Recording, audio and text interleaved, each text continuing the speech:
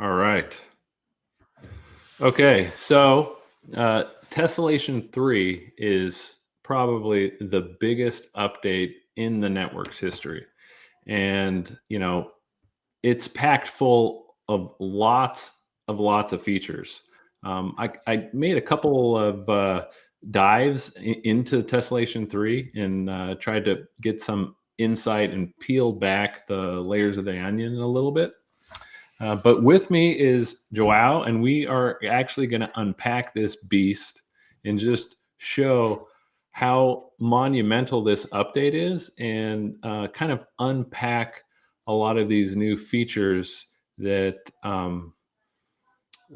you know, might need to be expanded upon a little bit. So a couple of days ago, Alex Brandeis, the CTO, he released an article on X talking about this new update and all of the new features. And some of the new features here are these new transaction types. And these new transaction types are going to add a lot more customizable stuff to your network. And a lot of flexibility, and it's going to add things that are pretty unique to this network. And to my knowledge, I don't think that there's any other network that will allow for this level of customization to be applied to your own network. And so Joao and I are going to break down each one of these transaction types, and then also I think we're going to dive into some things that might have gotten overlooked, like this node collateral statement.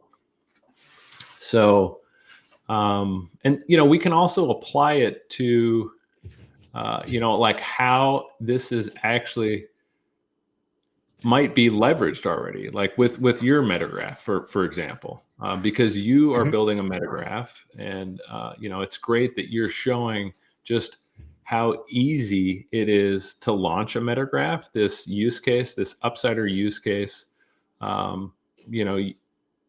you made a point on X that anybody, even with no development experience, can go on to YouTube on that explainer video where it walks down step by step how people can go and download the SDK and set up their local environment. And so anybody, like even like your mom or your grandma, could set up, a metagraph within a matter of minutes. So let's dive into this allow spend a little bit, and like the significant and maybe even before that, let me say this is like a huge development, as you said, on the network, right? So the team has put, I don't know, hundreds, thousands of hours, development hours, on making sure that we have all these features ready for everything that we need to develop. So delegated staking, the DEX, improving the way node collateral is managed. All of these gets improved by these new transaction types, and I think sometimes I'm grateful that a thing so massive as this can be explained in a single article, because the amount of time put up into developing this, and then also in testing, which is probably the hardest part, because we need to remember that developing a network is not like developing a software, right? The software is isolated, you can work on it, the impacts that stuff are going to be causing, while on a network, especially a decentralized one, the impact of any small change, it's much, much bigger. So that's why things end up sometimes taking more time than they were supposed to, because it's a massive amount of work, and it's not like we are doing something other people have done. Like everything is pretty unique to Constellation. It's pretty new. So that's why this is like a very important step, why it's taking time to develop, and why I think it's important, even on top of this amazing article that Alex wrote, for us to go through each of the developments and try to explain what they're for and what potential use cases they are going to be unlocking. Mm-hmm. Yeah, no, I mean you're exactly right. I mean, and that's something. Well, a couple days ago, I was on a space with some people from the XRP community, and it's the one thing that I try to hammer in all the time is these metagraphs aren't just like tokens like on Ethereum or like on Solana. You're building your own network, your own infrastructure. And within that Yes. infrastructure, you have complete control and complete flexibility and customization to do and build your network however you want. So your uh, metagraph, for example, like if we just talked about your upsider metagraph, if you wanted, you could have the upsider be a proof of stake network, or you could have it be a proof of work network. I mean, the Hmm. upsider is its own network. Exactly. Which can be a bit overwhelming sometimes. So I think it's like you can start with the template and just a very basic expression of a metagraph where it's a simple network, and you can leverage any of the features that we've been developing. Or then you can expand or start from scratch a very, very complex project like what you're saying, where you create tons of different business logic, you explore the consensus, you create blacklists, allow lists, anything that you want, you can do on a metagraph from the most basic expression to the most complex one. And I think with Tessellation V3, what we are essentially doing is putting more tools in your tool pack, right? So maybe before you just had like a ruler where you could measure stuff, but right now we are giving you some screws, we are going to give you a hammer, and all of that are more tools that metagraph developers can leverage. And not only that, even DApp or decentralized application developers can use, because you can still build on top of Constellation Network without necessarily needing to create a metagraph. Just think about the DAG Explorer. The DAG Explorer doesn't have its own metagraph, but it's built on top of Constellation because it's checking for transactions, it's checking for snapshots. You can read information about the network, and now we are building the delegated staking on DAG Explorer without creating our own metagraph. So the delegated staking is going to leverage all these new features that we are delivering on Tessellation V3 without even using a metagraph. So all of these new features we are delivering to the network will enable more complex cases or more unique cases on metagraphs, but also for people that develop websites, let's say Fireflight, they can maybe add delegated staking to their own explorer, where maybe I know Fireflight runs a node, so probably wants people to delegate to their node as a way for him to make some money out of just providing these amazing open source content and functionality. It could create like a special section on his explorer where delegate to my nodes. So he is going to use some of the new transaction types, trigger the Stargazer wallet, and you could quickly delegate to his node through his own website. So this opens up the map not only for metagraphs but for web developers, software developers that want to interact with Constellation. Hmm. Yeah, and like the Explorer, like this isn't what it's going to look like when the update happens. But like for example, the Explorer itself right now does have a node explorer, and so people can search all the nodes on the network. And Yeah.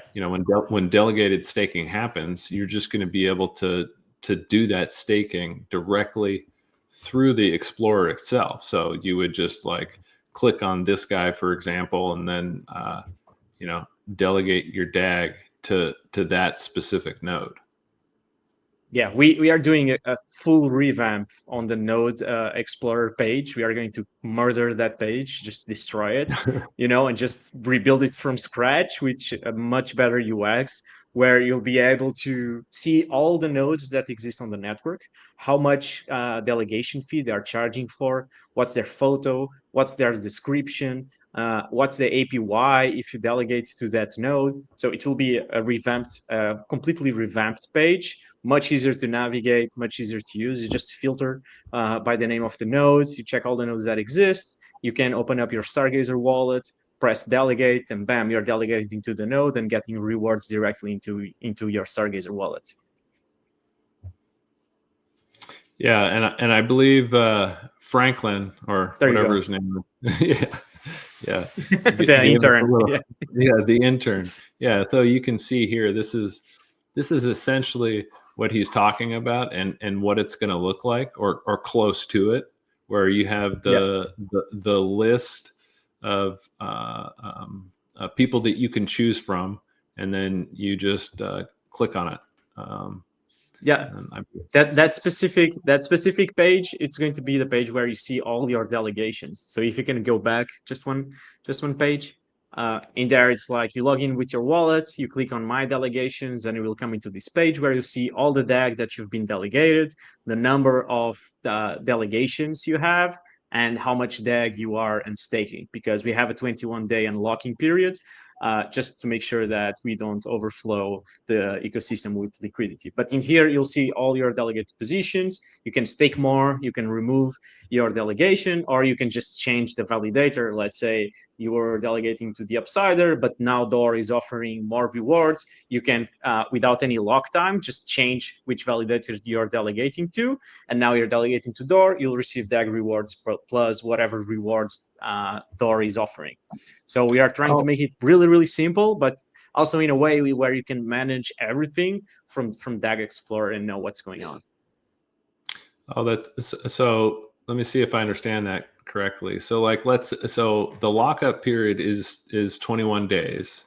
Your Yes. how much you lock up, but are you saying that you can freely change between, like, Yes. Upsider and Door, like, at any time between that 21 days? Yeah, exactly. So the way it works is, as you said, I delegate my tokens. Okay. They are delegated. As long as they are delegated, you're going to be receiving rewards airdrop directly into your wallet. So every snapshot, you're going to be receiving DAG, because the processing is happening at every snapshot. So as soon as you start delegating, you'll see your DAG balance increase because you start receiving the rewards for delegation.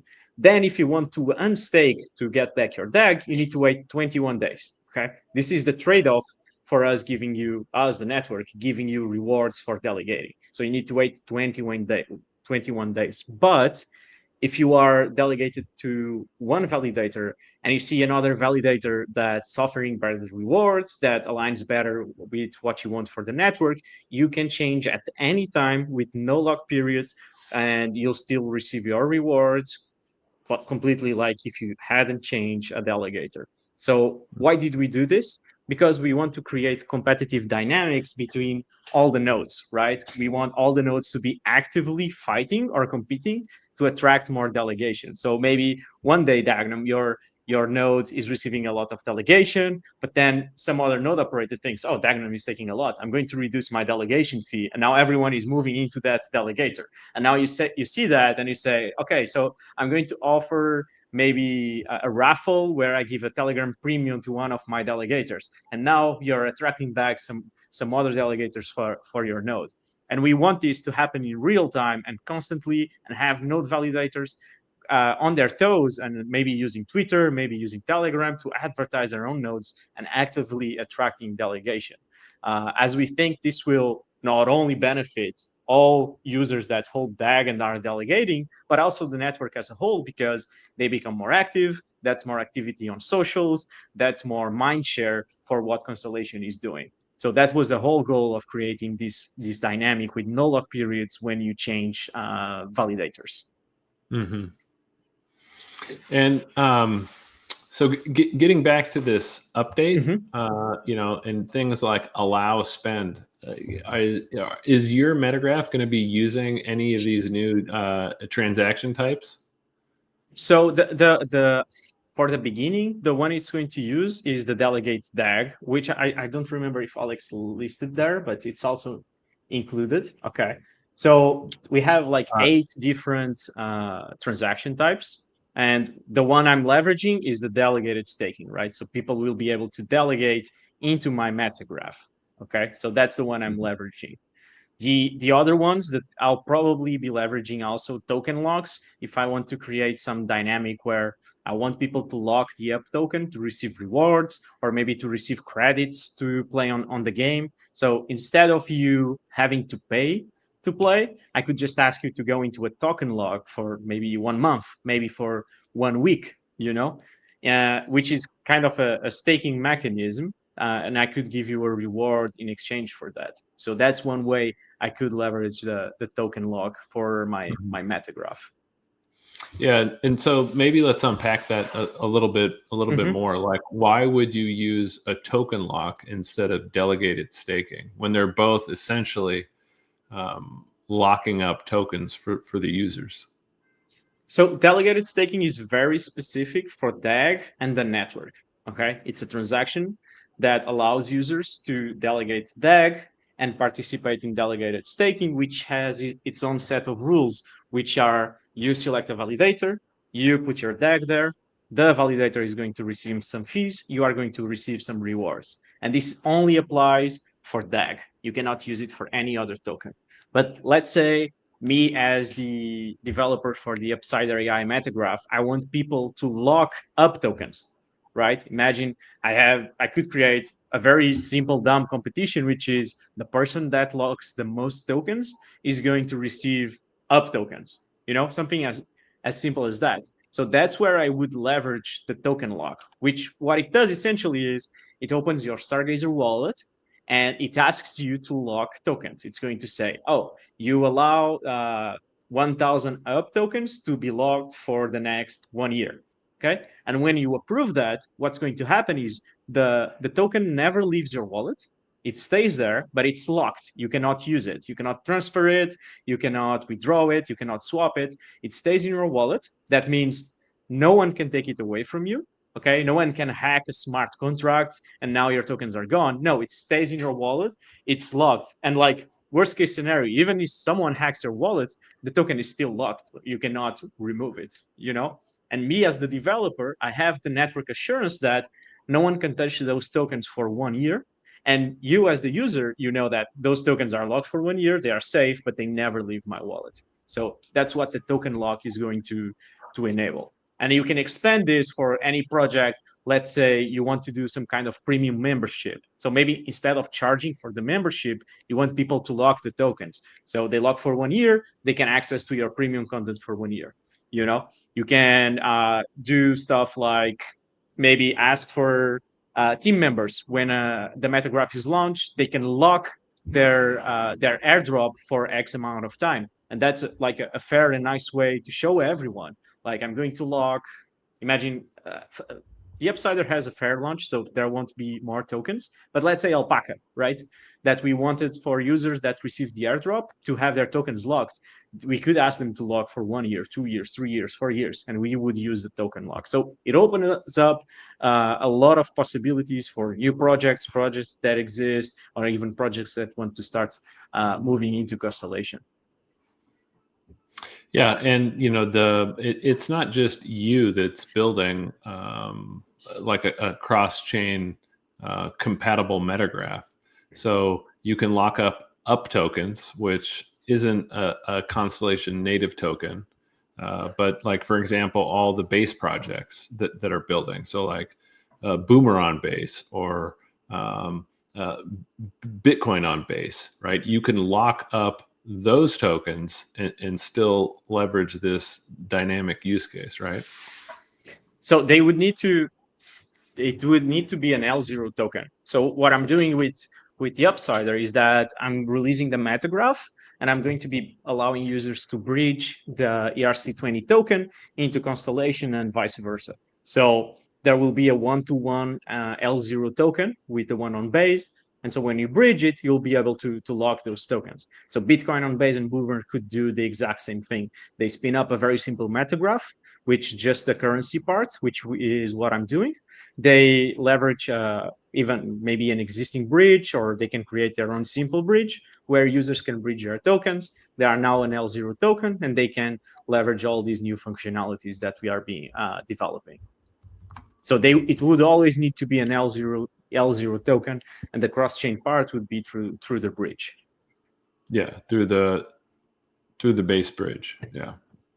Yeah. And Okay, so then we can go up, I guess, to this spend transactions part, Exactly. and yeah, So this is a and very the important one. Go ahead. Sorry, Dan. oh no, yeah, go ahead. So I was going to say Oh, this is a very, very important one for packet swap. Okay. So the way it works is for packet swap, when you're doing a swap, you need to make sure that the transaction is going to be atomic, right? That you only send your tokens when you make sure that you are going to receive from the other side. And this case, the other side is a liquidity pool. So the way the spend transaction works is you are going to pre-approve the usage of your tokens for a limited amount of time. Okay. So let's say I want to swap DOR for DEG, right? What I'm going to do is on Stargazer, it's going to trigger a spend transaction where I'm going to give authorization to the network to, let's say, spend 100 DOR, and they have 15 minutes to use that DOR to do a swap. Okay. So now the network can do all its processing. It's going to check if there's enough liquidity. It's going to check if the rate that I approved the swap is being kept.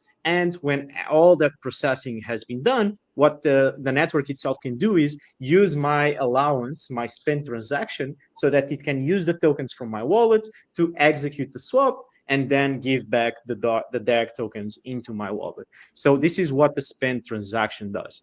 It's really similar to what you have on Ethereum and other networks, where you first, when you're staking on a smart contract or going to do a transaction, you need to give a pre-approval of that token to be used by the smart contract. The big difference here is that on Ethereum, for example, the allowances, they never expire. So if you give an allowance of 1 million USDC, and then for some reason that smart contract to which you gave the allowance has an issue, was hacked, what can happen is they can actually use your tokens because there was no expiry date on the allowance. So there's even some recommendations of sanitizing your wallet where you go back and you need to go one by one and remove all the allowances you have given, because if there's an issue with the smart contract you gave the allowance to, you can get your funds drained.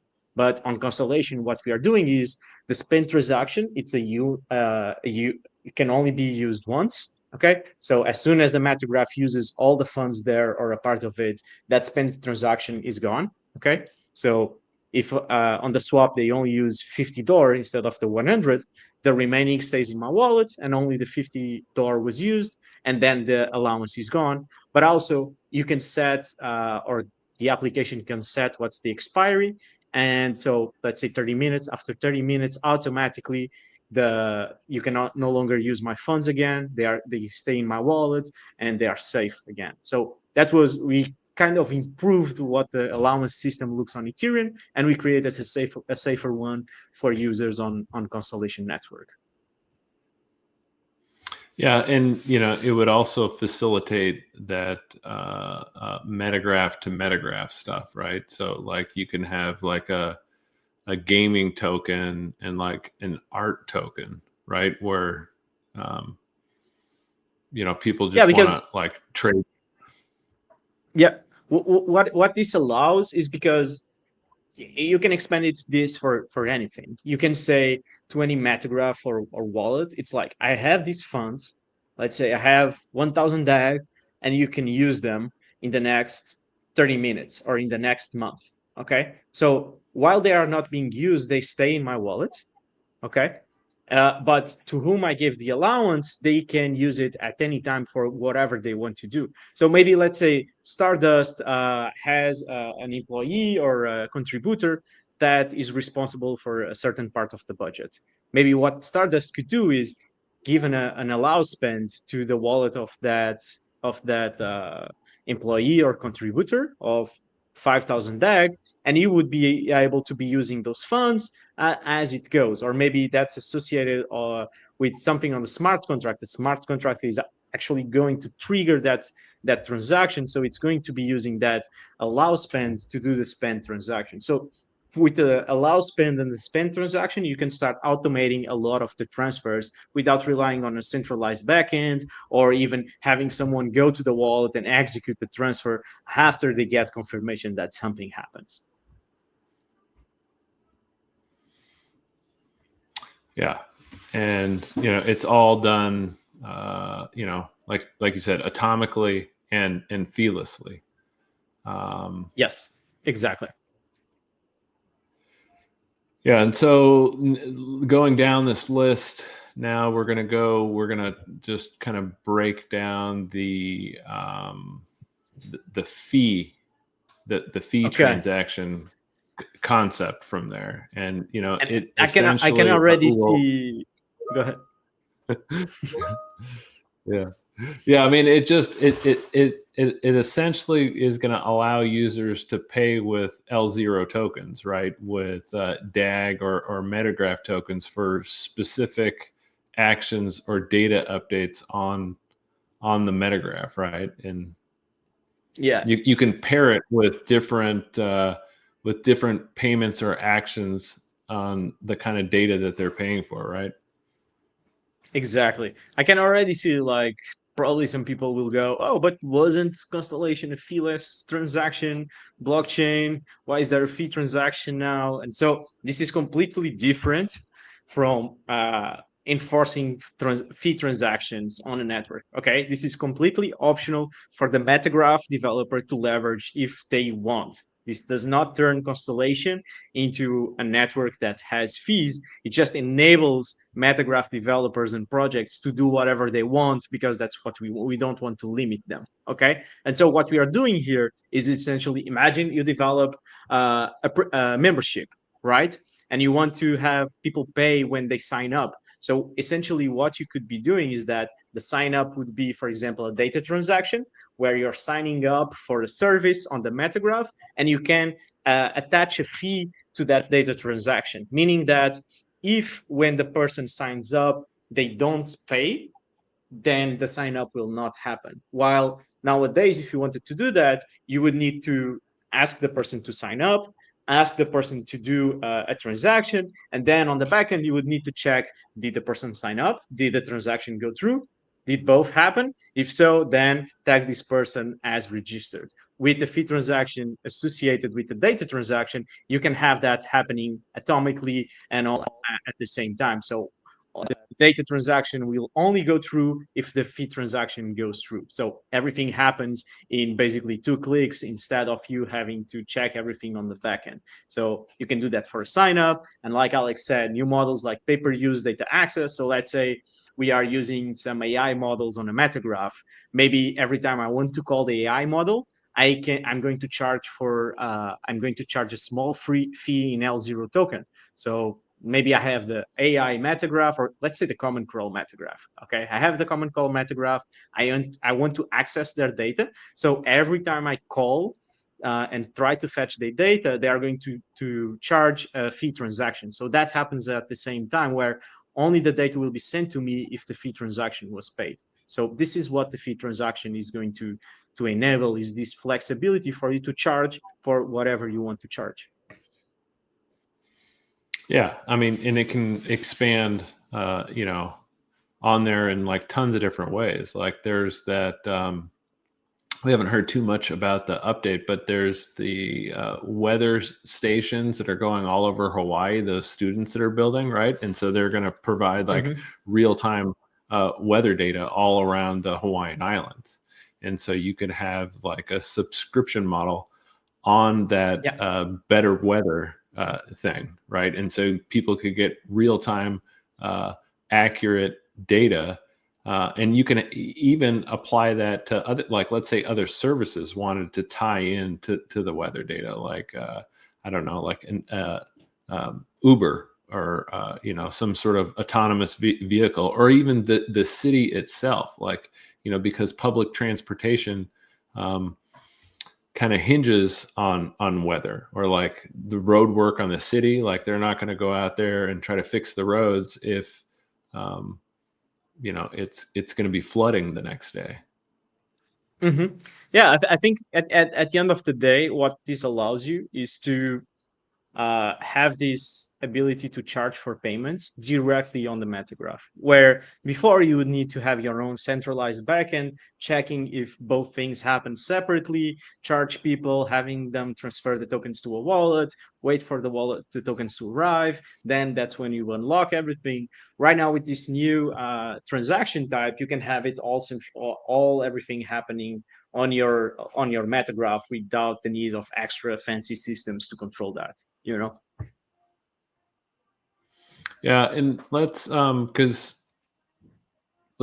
about this next one too, because this one is pretty interesting in and of itself. This node collateral staking Yeah. that's going to come up, and how you actually won't need to hold DAG directly in your wallet. So like right now, you need, if you're a node, if you're a validator on the mainnet, you need 250,000 tokens.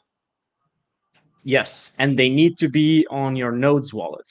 So it's not the ideal situation. Let's say someone, you wrote down your access to your nodes on a piece of paper, which maybe you shouldn't, or maybe you saved it on a notepad on your computer got hacked, someone could potentially access your node, the wallet is there, and they would be able to remove the collateral from your node. Okay, so what node collateral staking will allow is for you to provide collateral to a node, to a metagraph, to a single node, using your own wallet without having to have the funds directly on the node. So the first thing this is good for node operators is the funds are not in the wallet on your node. So you can keep maybe your wallets that you use one time on a separate computer. You only use it for that, and you stake those tokens as collateral for your node. Or it can enable something that the community has been waiting for a long time. And it can help Stardust a lot, which is when someone, let's say a project, is looking for collateral, the way it would work is they would need to go to Stardust or try and come up with an agreement with the user, and the user would need, or Stardust would need to send the 250,000 DAG to that node operator wallet or that project wallet for them to use as collateral. And there were a lot of risks associated with this because you are literally giving the funds away and trusting that person that they would use it as collateral for their node and not just run away with it. Of course, Stardust does agreements and contracts and all of that, but for a single individual, you would need to put a lot of trust on the project or the person that's using your collateral. From now on, this feature will allow anyone to, let's say, loan, give away, just help with their own tokens without needing to send them directly. So maybe someone will be able to create a platform where you'll have people looking for collateral and people that want to offer collateral, and maybe there's like a marketplace for this. So you would be able to start creating these platforms that connect potential projects, node operators, and people with a lot of DAG so that they could put their DAG to work by providing collateral for them to go on with their endeavors. So it's like another step into improving the security and quality of our network by allowing users to have these decentralized options to provide their funds to be collateral of nodes. Yeah, and it's also a way that metagraphs themselves could incentivize building. I mean, you could lower the cost of deploying your network by, if you had enough people, um, essentially crowdsource your nodes.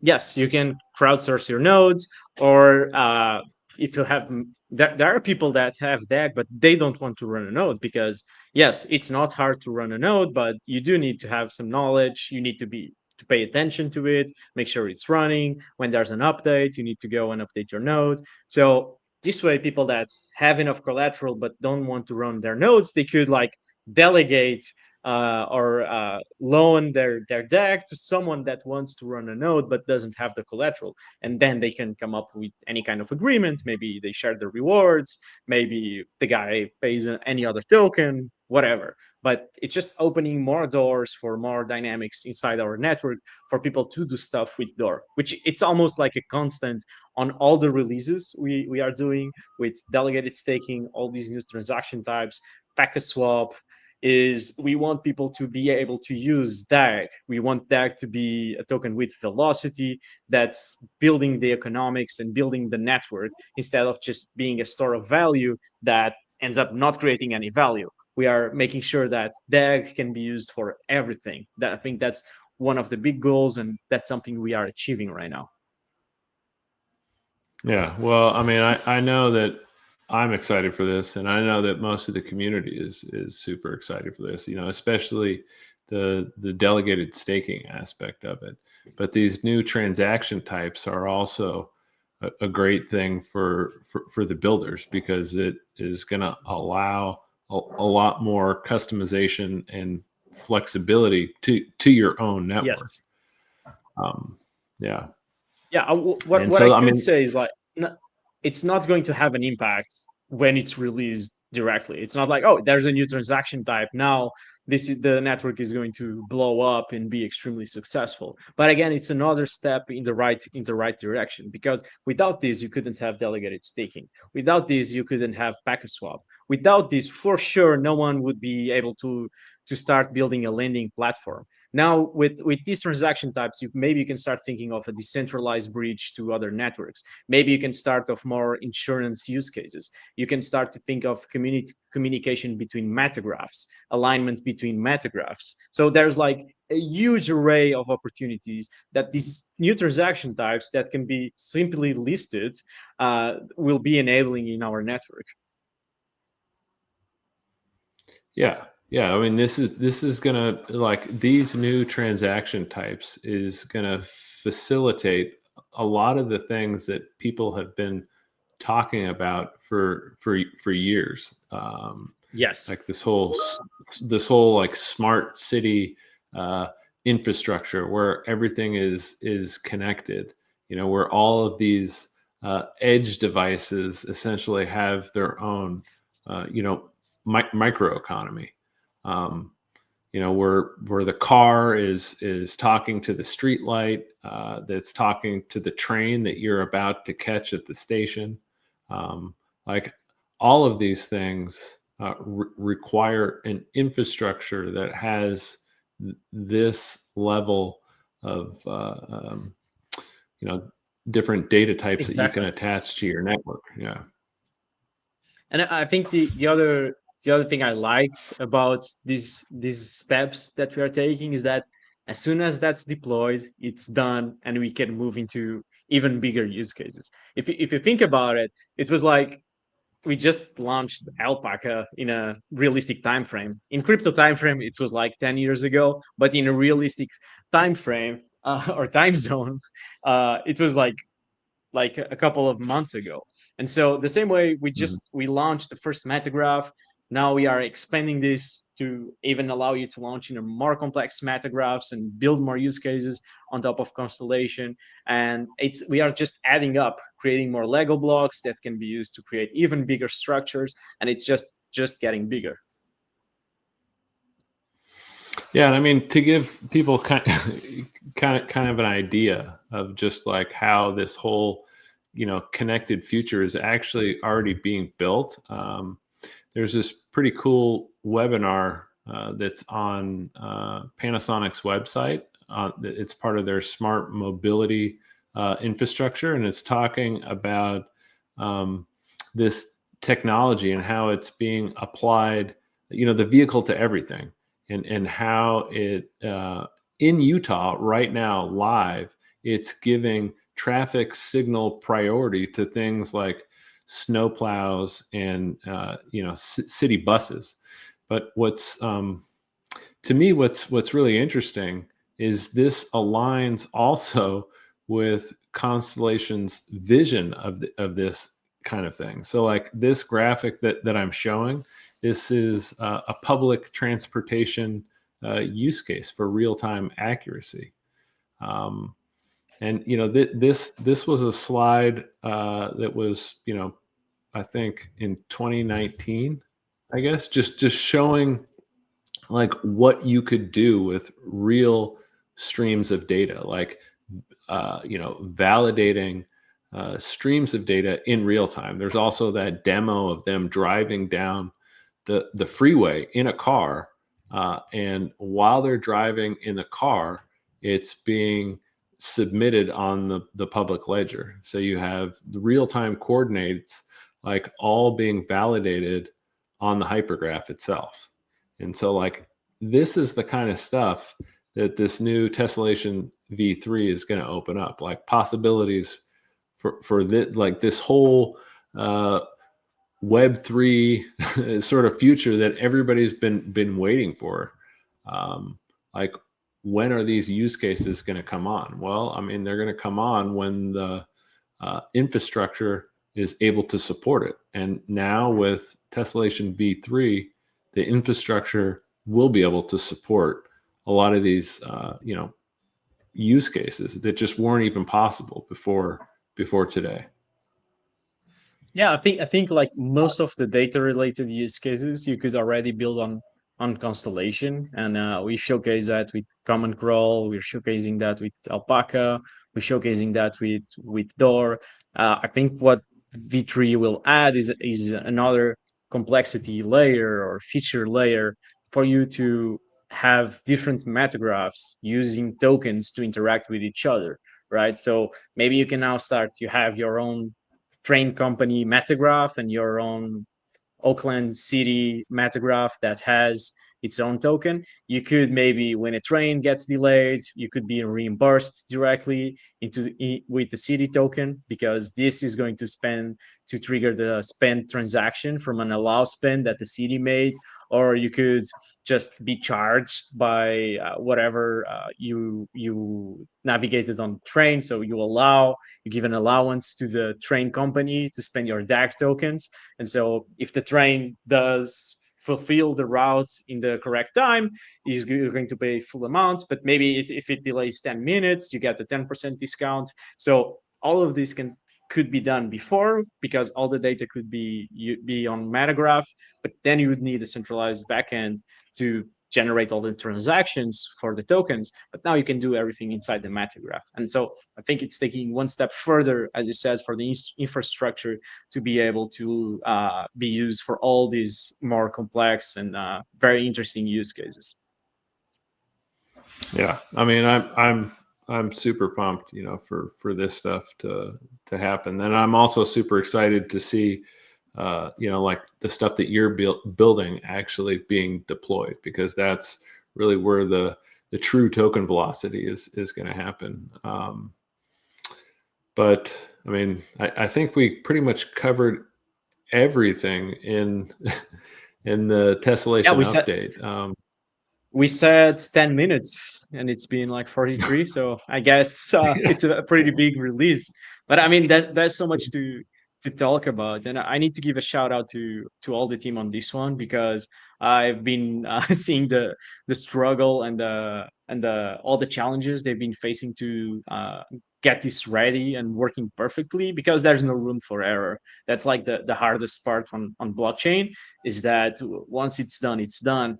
So I do see the effort being done there. Alex has been making an amazing work, because you can see, like, at the same time that we are expanding more on the funny games of Web3 with Alpaca, the Dagon base, you can see what Ben, Deagles, and Dave have been doing on the federal and enterprise side. But this is all happening at the same time, while we have the engineering team just really deep focused on this Tessellation V3, And not to forget that at the same time we are supporting the likes of Cyberlead, the NDF, to develop their own metagraph. So there's so much things happening at the same time, and I'm pretty amazed that we have been able to constantly deliver and be up to the task to have everything ready. And shout out to the community too, that's been really supportive with all of this, and I can feel the excitement, and that really motivates us to keep on going, because I know people are waiting for this. I know people are looking forward for this, and I just hope that the product is up to the standard that you guys are waiting for. Yeah, I know. I mean, it's going to be once this drops, I mean, it's going to be really exciting to see like what people do with it. Yeah, really looking forward to the DC summit, where a lot of this is going to be brought out into the open, like a lot of the federal use cases, a lot of the stuff that Diggles is working on, and then in the road ahead, a lot of the things that are going to be happening is like your metagraph, the base stuff. Then we have the base summit, or whatever it's called. You got to forgive me, but yeah, I mean, there's a big collaboration happening with base, and we're open for anybody else to build on us. Algorand, XRP, Hedera, everybody, I mean, everybody can participate in this network. And it's going to be really exciting to see like what, these new updates. Indeed. All right. And yeah, so much for 10 minutes. Exactly. Yeah, we the did, longest 10 minutes ever. the longest 10 minutes ever, but I think it was good. I mean, we covered everything, and hopefully that it'll answer anybody's questions. Now, whether or not they watch all 40 something minutes of this video, who knows? Maybe we'll give a DAG bonus for somebody. Proof of view. All right. Exactly. All right, everybody. Take it easy. Thanks for watching.